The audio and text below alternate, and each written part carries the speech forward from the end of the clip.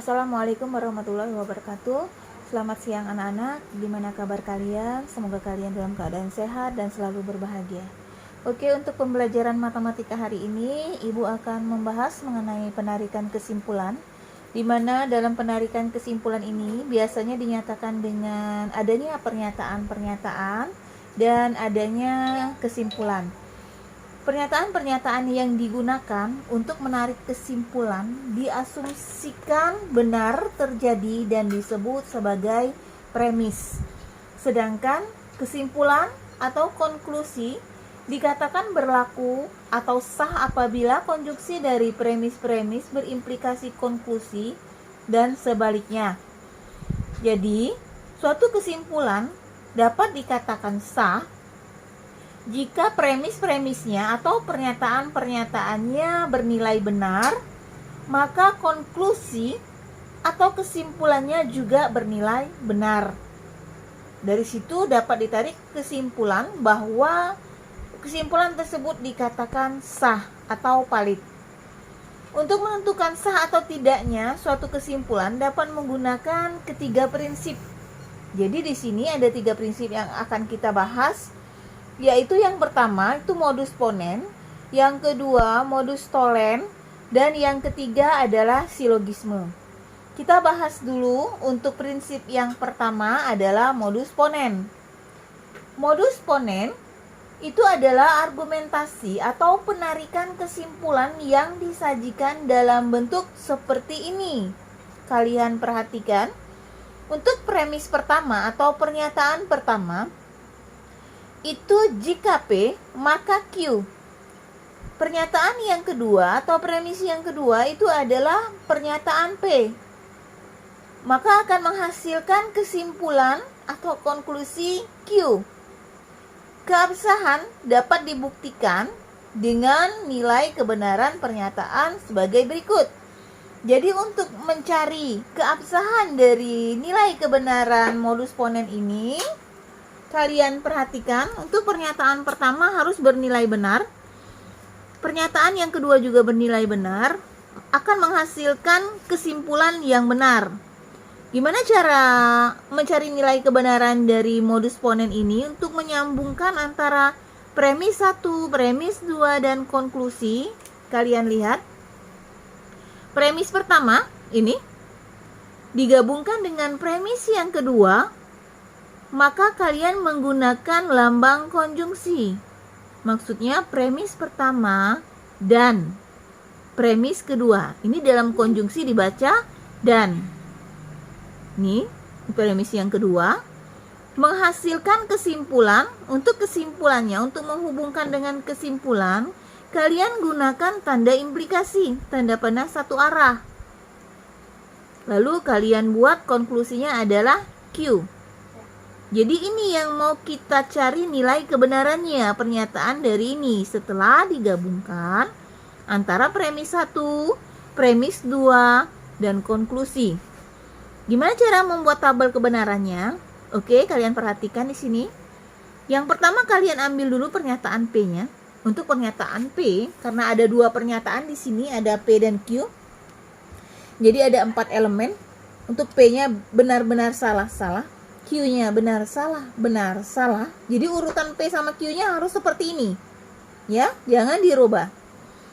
Lalu kita ambil pernyataan yang pertama atau premis yang pertama itu P implikasi Q. Ya, jika P maka Q.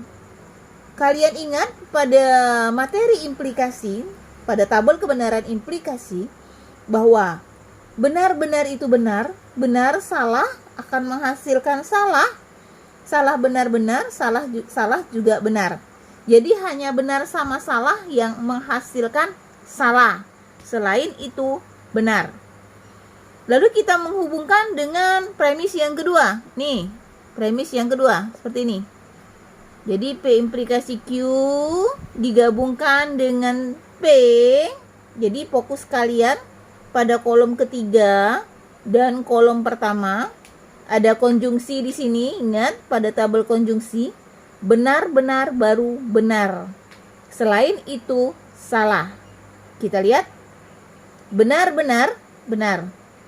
salah benar salah, benar salah salah, benar salah salah. Jadi hanya benar sama benar yang benar, selain itu salah. Kalian lihat lagi ya tabel konjungsinya pada materi-materi yang lalu. Lalu untuk kolom yang terakhir, kalian gabungkan antara premis 1, premis 2 dan konklusi. Nih, jadi untuk penghubungnya jangan lupa tadi kita menggunakan tanda implikasi untuk menghubungkan antara premis 1 dan premis 2 digabungkan dengan konklusi. Lihat. Jadi fokus kalian pada kolom keempat ini. Kolom keempat digabungkan dengan implikasi dengan Q. Q ini. Jadi fokusnya penglihatannya ke kolom keempat sama kolom yang kedua. Implikasi tadi benar salah baru salah. Selain itu benar.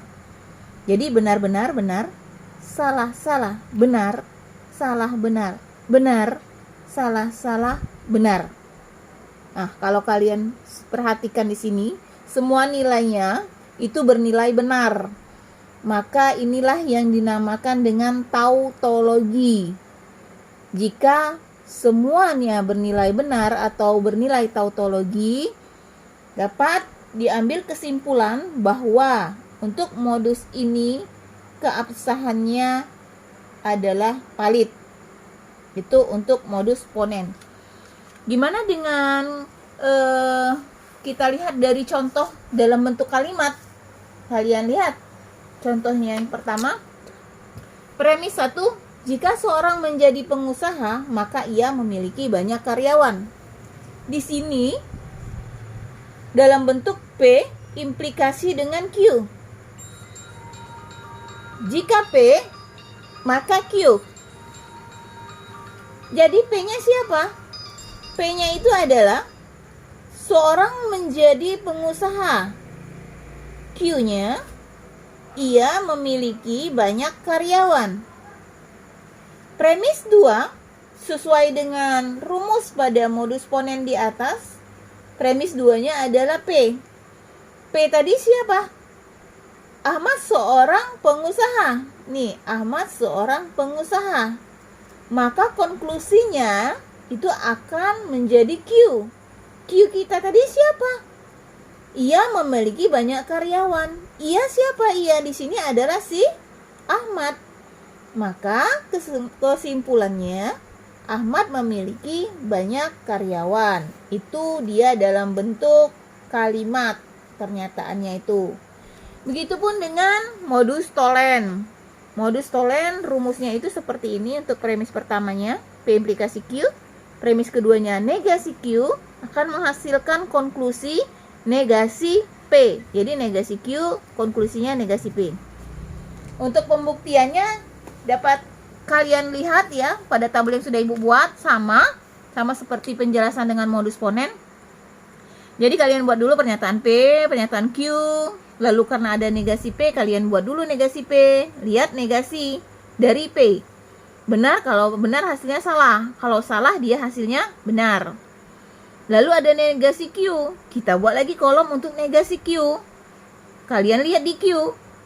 Benar tadi salah, salah benar. Jadi tinggal menegasikan dari pernyataan Q. Ya, itu untuk kolom yang keempat. Lalu implikasi. Kita lihat untuk pernyataan pertama implikasi. Tinggal kalian sesuaikan saja. Jadi benar salah baru salah tadi. Selain itu, benar. Dan kita sambungkan antara premis 1 dan premis 2 pakai lambang konjungsi. Nih, premis 1 dan premis kedua. Nih, premis keduanya. Jadi, fokus kalian di kolom kelima yang ini.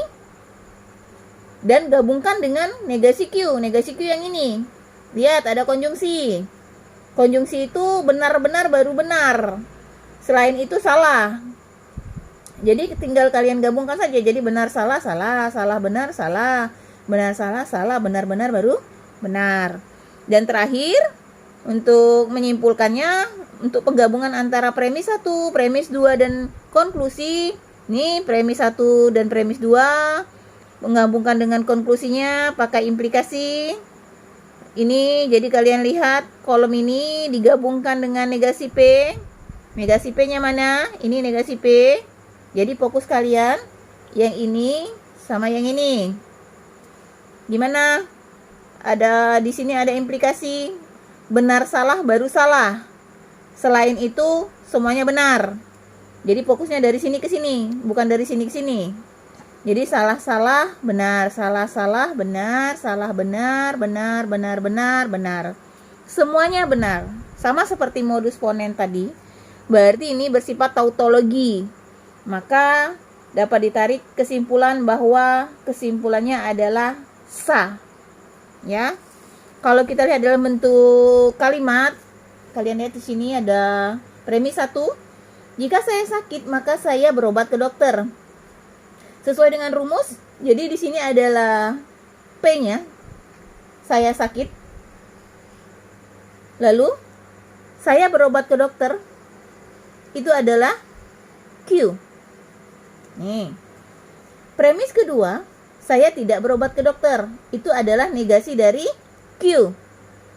Maka akan menghasilkan kesimpulan negasi P. P tadi siapa? Saya sakit. Negasinya berarti saya tidak sakit.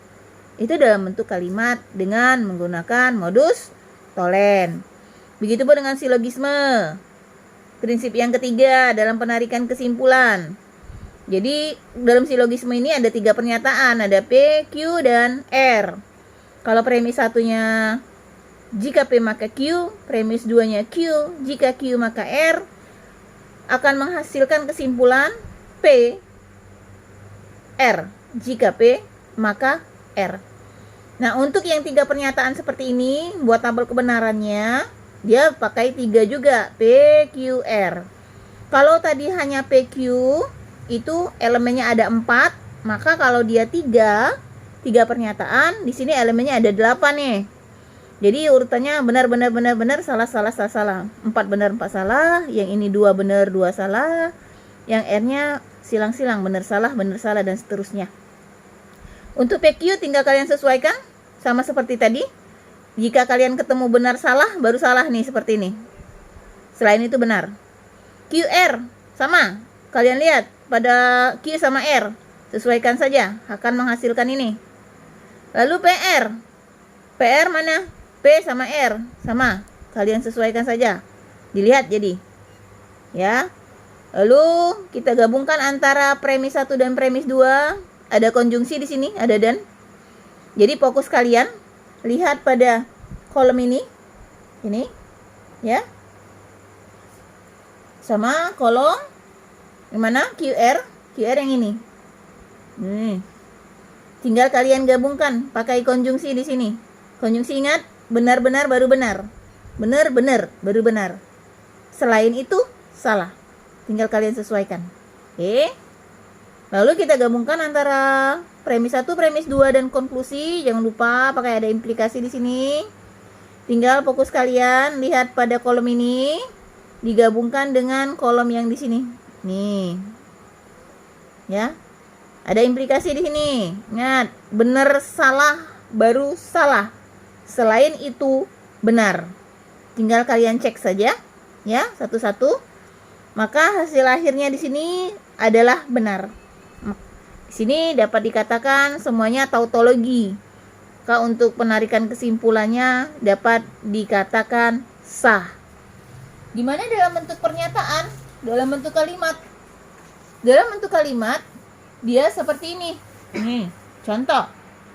Jika hari ini hujan, maka udara dingin. Sesuai dengan rumus itu jika P maka Q. Siapa P di sini? P-nya adalah hari ini hujan. Q-nya siapa? Udara dingin. Lalu premis yang kedua. Jika udara dingin, itu diambil dari si Q yang tadi. Nih. Maka saya pakai jaket. Jaket di sini sebagai R. Sedangkan udara dingin tadi adalah Q. Sesuai dengan premis yang kedua tadi. Akan menghasilkan apa? P, jika P, maka R.